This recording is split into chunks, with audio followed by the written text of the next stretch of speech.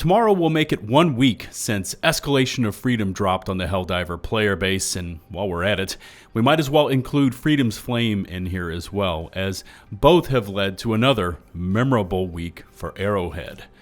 Welcome to the channel. This is LtBuzzLitebeer, and apparently, not only are players not happy with the recent changes to the game, but developers within the studio are also voicing their displeasure, but not in the ways you might think. The game's CEO gets his ass handed to him on Helldive difficulty with a flamethrower. Who would have thought that could happen, right? And are players actually letting the bots take Super Earth, all in the name of realism?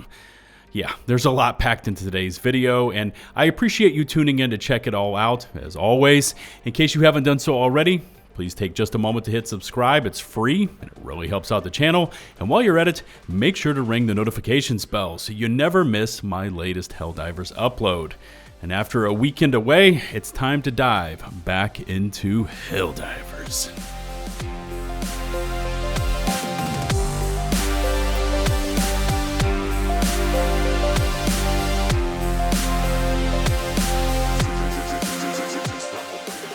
While away over the weekend, I kept an eye on all of the escalation backlash, and here's just a few of the headlines running right now. And by the way, GamesRadar is responsible for both of these for today.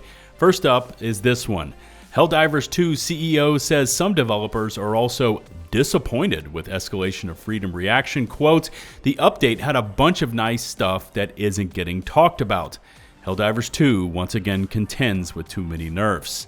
They also ran with this one. Helldivers 2 CEO admits he's not great at the game, but Arrowhead doesn't, quote, base design on if I get my ass handed to me.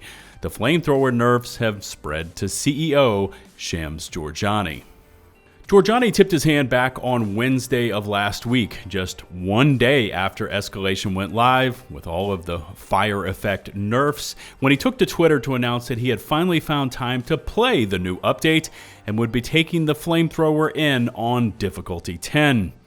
Okay, a bold move indeed, to which Jorjani responded to when asked about his super Helldive and if he had completed the mission with the recently nerfed flamethrower, to which he just simply said, I haven't tried, but just got my ass handed to me on 9 with the flamer.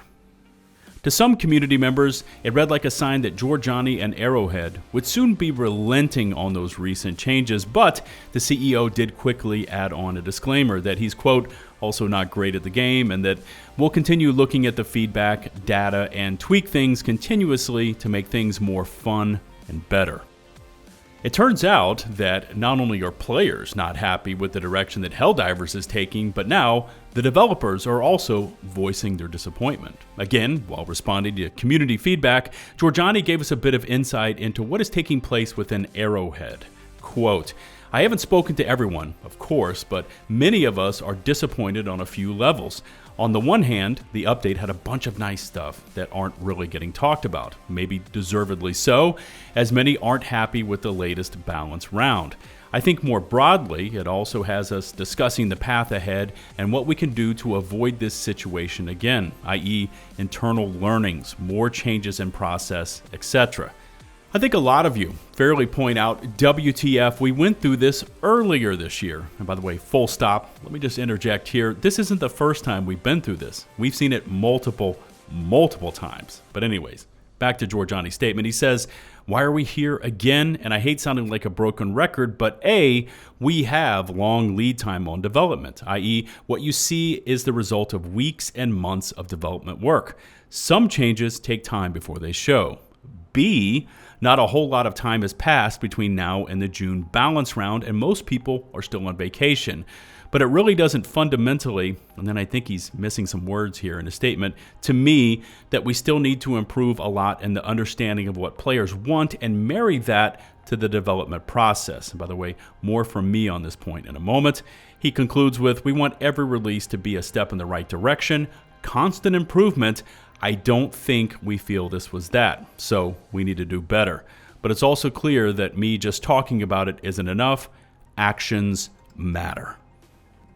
As Jorjani, Johan, and the bulk of the Arrowhead team continue on with these internal discussions and with these team meetings on how best to move Helldivers forward into the future, the present is still very much here, and it needs to be dealt with and dealt with rapidly.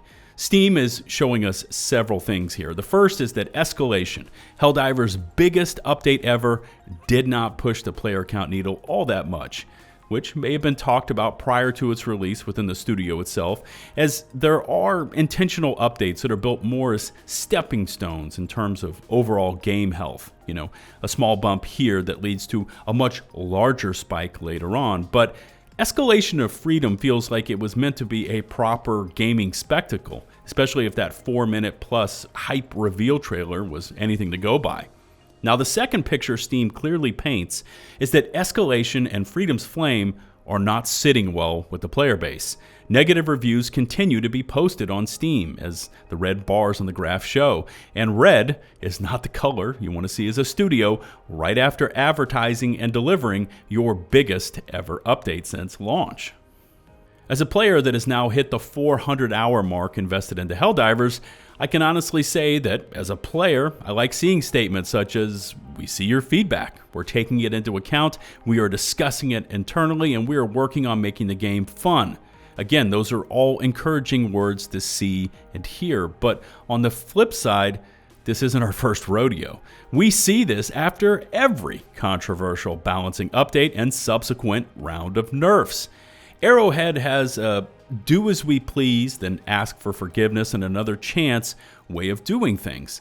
Now, I've been following the dev statements versus the action logs, and the identity of Helldivers, the identity of this game, seemed to be in a constant struggle within the development cycle itself. Now, Jorjani recently revealed that Helldivers' basis is built on many milsim elements. Think Tarkov and space, all set in the Starship Troopers universe, which finds itself in direct competition with what the players are crying out for, which is more power and more fun.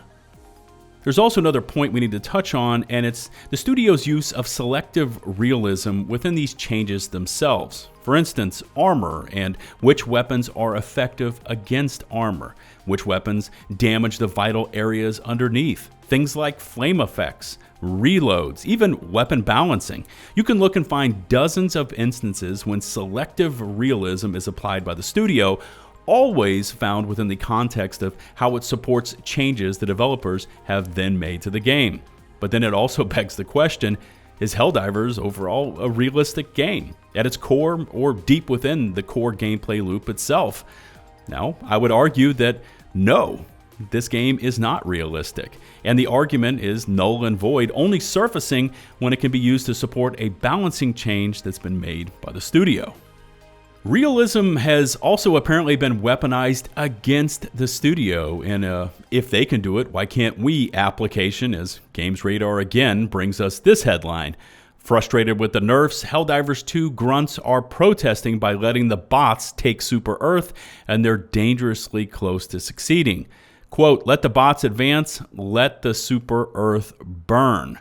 Now, within this article is a reference to several Reddit posts alluding to realism and how it applies to the automatons. Quote, "Others have suggested that the bot takeover is actually realistic considering the nerfs. Sucky guns and outclassed artillery lose wars," one Helldiver proclaims. "So, we can't defend Super Earth because our enemies have better weapons than us, and Super Earth can only produce crap for us to fight with. So, we're losing. Super Earth produced a few effective weapons off the assembly line, but they decided to cut cost. So the production quality is far lower now and does not function well enough to win any war against our enemies. Shame on high command." Recently, there's also been more and more finger pointing towards a fan favorite stratagem, the Autocannon rifle, and how it seems to make its way untouched through each and every balancing patch. It's never been nerfed. Now, as someone that does enjoy using this weapon, I can honestly say there are few, if any, negatives to using the autocannon. Outside of it, not outright killing Bile Titans, and the fact that it makes use of a backpack, taking away that option to equip something like the Guard Dog Rover or even the Shield Generator Pack. How is it that this stratagem always stays supremely powerful while countless others receive this realistic approach and have had their power levels and effectiveness reduced to rubble. Yet, here we find ourselves with a flamethrower that was in the past a decent approach to dealing with Terminids, now crushed into an also-ran along with flame weapons in general, and as I pointed out in a previous upload, just days prior to the Pyromaniac Warbond going live. Earlier, I mentioned the development process, and although we as consumers can't see those days, weeks, and months of lead up to the launch of whatever the studio is working on, we do get to see the end results, and Escalation is starting to pull itself apart, molecule by molecule, and the statements and claims are being refuted. Johan said that taking on those massive enemy outposts would yield, quote, great rewards, which have now been shown to be a few extra samples. Nicholas Malmborg, design director at Arrowhead, teased that there was so much more to come with Escalation of Freedome during their 4-minute plus reveal trailer, but in reality, what was shown during that trailer was exactly what we got. Now, where it currently stands is we find ourselves at a stalemate. Arrowhead continues to meet internally to plan their next move, but we don't know if it's going to favor the players, or will they stand firm on their use of selective realism and desires to draw on certain milsim elements. Again, I honestly don't know, but what I can say is that time is not on their side. Each day that passes with more meetings, with more discussions, and all without action is a day that does them no favors. Because at this point, anything less than a full-scale revert of those flame effect changes along with sweeping buffs to so many underperforming weapons feels like it will not be enough to reinvigorate the game and reinvigorate the player base while also building back trust in the studio. Fingers crossed for Helldivers and the community that was so democratically badass when we first took on the battle for Super Earth. And now it's time for your top 3 comments from my last Helldivers video, and kicking it all off for today is Angry Ginger 62. We want realism. Game has infinite rocket pod devastators. Yes, exactly as mentioned, there is selective realism when it favors the game design, and thank you Angry Ginger for spelling it all out in such an easy to understand format. Next up is Degarth with this one. Shams isn't wrong, apathy is far worse, but like we can see with the Star Wars franchise, if you don't eventually really listen and adapt, apathy is what follows. And this comment was alluding to Jorjani expressing his desire to take some community heat rather than no feedback at all. And finally, Robot Dude 375. Is this an automaton dropping me a comment? I don't know, but they're coming in with one that echoes what many within the Helldiver community are feeling right now. Check this one out. Arrowhead changed logs recently. Reduced weapon effectiveness from 6 to 4. Increased number of annoying bullet sponge enemies from normal to unbearable. Locked most new enemies behind Elden Ring level difficulty levels. I love that line right there. Fixed an issue where players were having fun. Nerfed an already dead weapon. Made all your stratagems take 5 times longer to come down. Added a paper shredder disguised as a complaint box to the Discord server. Removed common sense from the CEO. Wow, Robot Dude 375 going hard into the paint, but overall, I can't argue with this sentiment. By the way, congratulations to the top 3 comments for this video, and if you want to get into my next top 3, you first need to take the time to leave me a comment on this video, and who knows, you just may see your name in lights for all of us to see and applaud the next time I upload Helldivers content. Remember to hit subscribe and ring that notifications bell to receive my latest upload alerts. All my socials, including links to all my sources, can be found in this video description.